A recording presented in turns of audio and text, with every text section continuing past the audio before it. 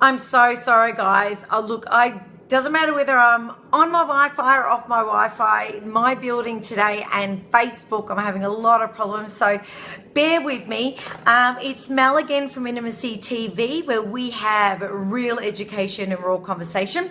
I've had a lot of people messaging me saying, where have you been? We've been waiting for this update about the polyamorous event that I went to last week. So thank you guys for joining again. I'm sorry I've had to try and do this for the second time, and if I do have bad connection, I really apologize. People have been asking me, how was it? What was it like? Because, look, in all honesty, if you're not sure about these events, you get a little freaked out and you go, what's going to happen? Is there going to be people walking around naked? So for those of you that don't know, I interviewed a couple from polyamorous.com.au, and so there is a video that you can see that's in my videos that's saved, where I've interviewed the two of them, and they're explaining what a polyamorous relationship looks like. So you have your main, we'll call it, in this case, they've got a couple that's in a relationship, and this is their primary relationship. And then within that relationship, they've decided what their boundaries are going to be, and basically there's a shitload of communication that comes on with these relationships. And one or both partners may decide, if they connect with somebody, to go and explore that connection, but they don't just go off and do it. Like people who are married and just go, ooh, this person tickles my fancy, and then they go off, and before you know it, they're shagging someone else and their partner doesn't know. It's not like that. In fact, what happens is that they talk about it openly, and they discuss the boundaries and how each other feels, and it's all completely consensual. This is not swinging. So you need to understand that is quite different yet again. So I was invited to an event that was sold out, and thank you so much to the guys there from polyamorous.com.au. So, Bruce, Simon and Ashley, thank you so much for making me feel really welcome. So for those of you that have never been to an event like this and are curious, for myself, I've been non-monogamous for quite a few years. And, the terminology of solo poly came up. So it said, sometimes I've had a core relationship. That is my main, I call it the top dog. It's my top dog that I go back to, and then I may see other people around that. And it's all upfront and honest. However, that doesn't suit everybody, and this is what it's about. It may not suit you. So I went to this event, and it was really great to be able to go and talk to other people, and I found I'll call them the polyvirgins. So there was other people like myself who had never been to a polyamorous event before. So people have been asking, what was it like?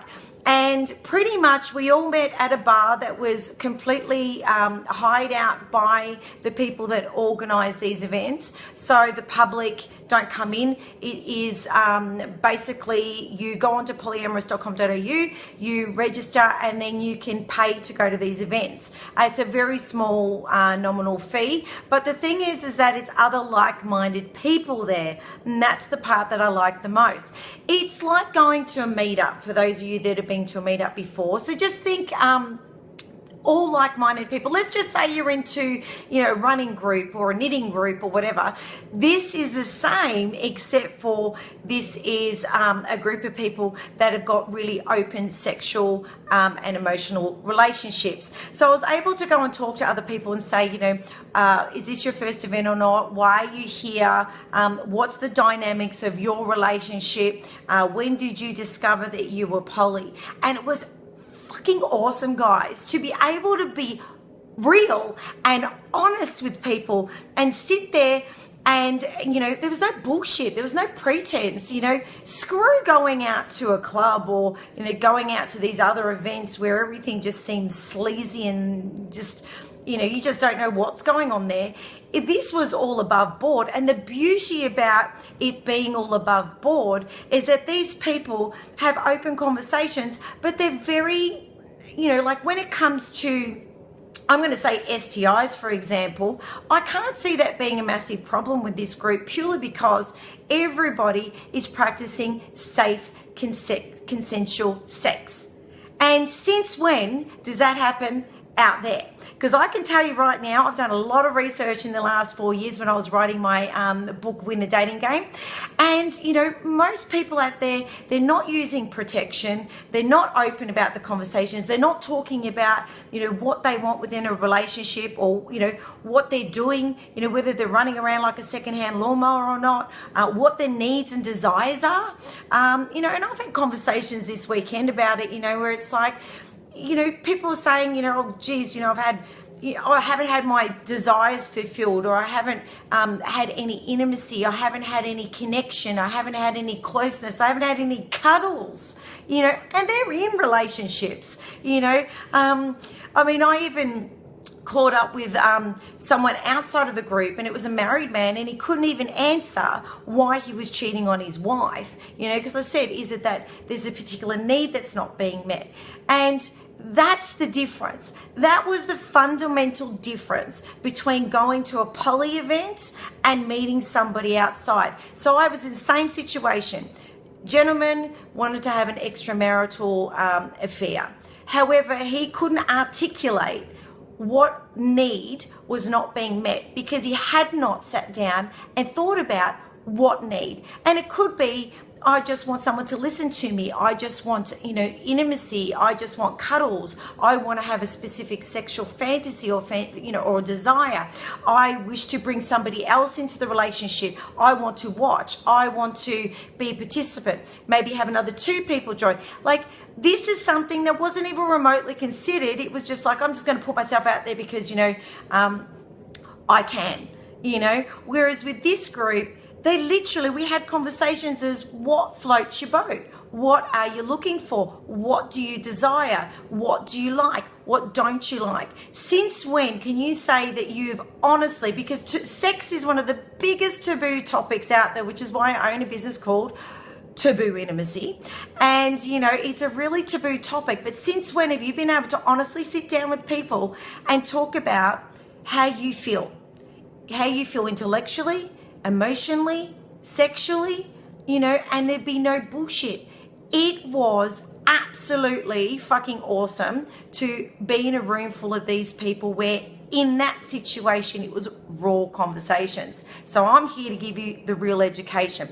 If you've questioned that within your relationship, a lot of people are too scared to bring it up. And that was a topic that had come up during the night, was, you know, they'd been in previous relationships. They felt that being monogamous wasn't logical for them, or their desires weren't being met. You know, they'd had kids and dynamics had changed. And even with one gentleman, he was saying, you know, I'm in a way, it's like being the black sheep because, you know, I couldn't bring my mates here. It's not like I could bring my wingman here because they just think there's something wrong with me.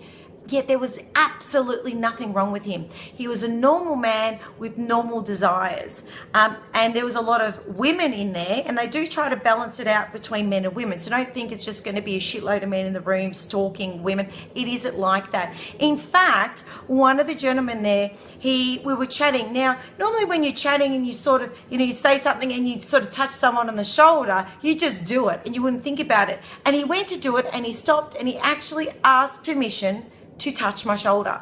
When the fuck is that happen out in the real world? Like, seriously. And I was like, yes, that's perfectly fine. Of course you can touch my shoulder. And in the conversation, he did that because it was a connection, you know, touch. And it was part of what he was talking about, to be able to sit there and gently just touch my shoulder. And that was it. There was no hanky-panky going around. There was no one going and, you know, snogging full on in the corner. It was a room full of consenting adults having open and honest conversations and connecting. Doesn't get any better than that. So for those of you that are more curious about something like this, go to the polyamorous.com.au website.